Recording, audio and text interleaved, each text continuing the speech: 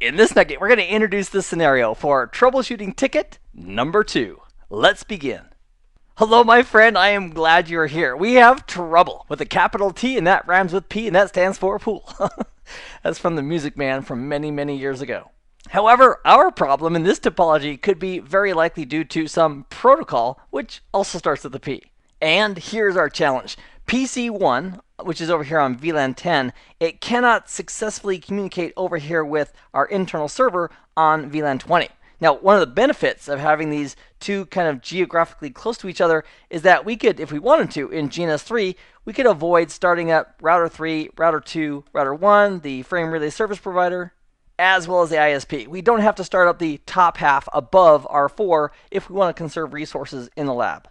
And the way we're going to open up trouble ticket number 2 is just like we opened up trouble ticket number 1, except when we go to our GNS3 projects, select open, we'll choose trouble ticket number 2.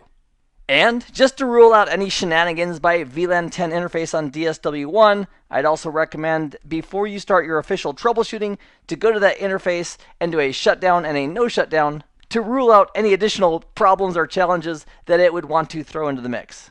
And then we'd go over to PC1, use the command IP-DHCP, which will dynamically allow PC1 to get an IP address. And for the server, it's also running the virtual PC simulator. So if you want to statically assign the address, you can there. Or if you want to use IP-DHCP here as well, it can be assigned a dynamic IP address, and just make a note of what it is. It'll be something here on the 10.2.2 subnet.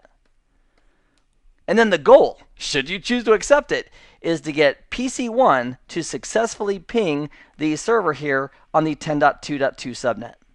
And in doing so, I'd like you to identify the fault domain, where the problem's happening, the technology involved, and what the final solution is, and you can implement it in our lab environment to verify it's working.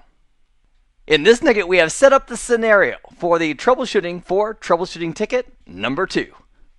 Now, we'll walk through the solution of trouble ticket number 2 together in a separate nugget.